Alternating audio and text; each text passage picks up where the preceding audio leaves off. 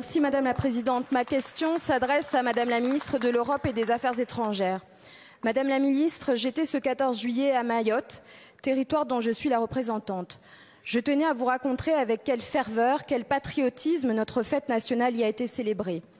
Mayotte est fière d'être française depuis 1841. Pour nous, Mahorais, la fête a malheureusement été gâchée.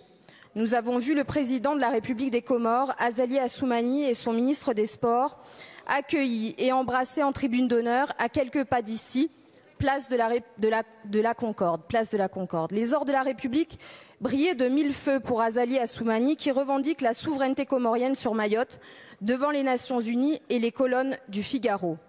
Monsieur Azali, qui accepte les aides financières de Paris, mais refuse de reconnaître notre choix de rester français. Monsieur Azali, qui encourage, sinon orchestre, l'afflux migratoire qui, de l'avis des précédents gouvernements, déstabilise complètement Mayotte et qui empêche toute politique publique. Monsieur Azali, qui refuse par ailleurs à nos sportifs mahorais et français l'honneur et la gloire de chanter la Marseillaise et de porter nos couleurs nationales lors des rencontres sportives. Monsieur Azali, qui porte la candidature des Comores à l'organisation des Jeux des îles en 2027, alors que Mayotte est candidate pour accueillir cet événement, candidature annoncée depuis plusieurs années. Le Conseil départemental de Mayotte attend d'ailleurs depuis plusieurs mois la réponse de l'État pour sa demande de cofinancement des Jeux et ainsi pouvoir boucler notre dossier. Effectivement, à côté des drames humains et de la menace sur l'intégrité territoriale de la France, le sport paraît un sujet léger, mais il est pourtant porteur de symboles importants.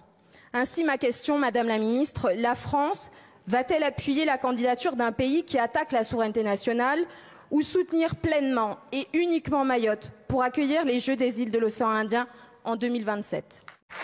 Madame la Présidente, Mesdames et Messieurs les députés, Madame la députée Youssoufa, vous m'avez posé deux questions en réalité. La première porte sur l'organisation des Jeux des îles en 2027 et je vais être très claire.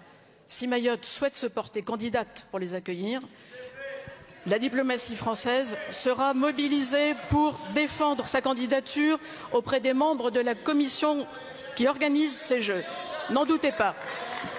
Sur votre deuxième question, Madame la députée, je peux vous assurer de la détermination de la France à appuyer encore ces bonnes relations avec les Comores, comme vous l'avez souligné, et ces relations sont nécessaires pour lutter contre la pression migratoire sur Mayotte. Depuis 2019, nous avons obtenu des autorités comoriennes de pouvoir procéder à une opération de reconduite des clandestins par jour. Une opération par jour.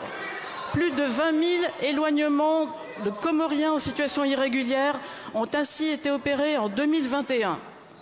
Nous soutenons également les opérations des forces comoriennes à terre et en mer pour empêcher le départ des barques depuis l'île d'Anjouan. Et j'ajoute, Madame la députée, que depuis 2019, nous mettons en œuvre avec l'AFD un important plan de développement de 150 millions d'euros pour lutter contre les causes profondes des migrations, en particulier pour créer des opportunités économiques pour les jeunes aux Comores.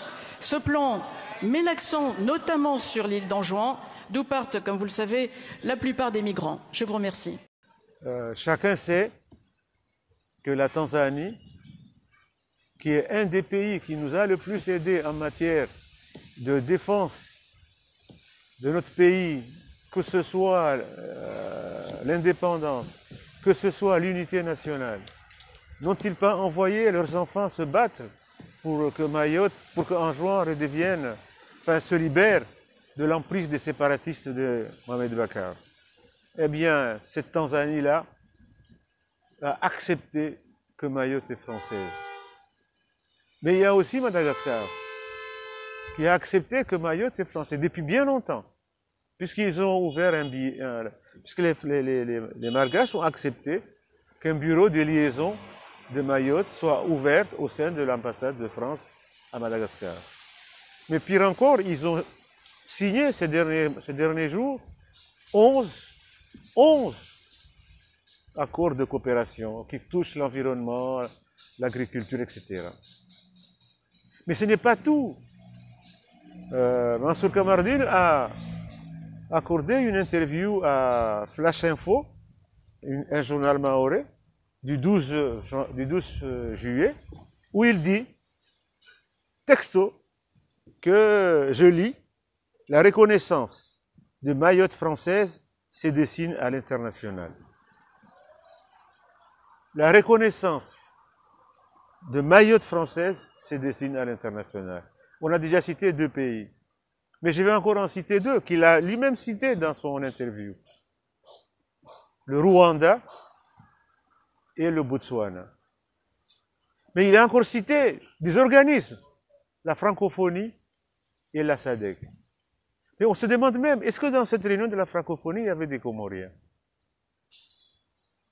Est-ce que ces Comoriens ont défendu l'intégrité territoriale, la question de Mayotte? Pourquoi ces gens-là ne nous disent rien sur ce qui s'est passé là? Et puis, cerise sur le gâteau, si on peut dire, le discours du président de la République. Comment peut-on faire un discours célébrant l'indépendance du pays sans parler de Mayotte? Notre indépendance est inachevée parce que Mayotte n'est pas avec nous. Peut-on parler de l'indépendance, de la célébration de l'indépendance sans parler de Mayotte? Comment peut-on ignorer les dizaines de milliers de Comoriens qui meurent ou qui sont déjà morts sur le bras de mer en jouant Mayotte? Comment peut-on les ignorer et se prétendre responsables, premier responsable de ce pays?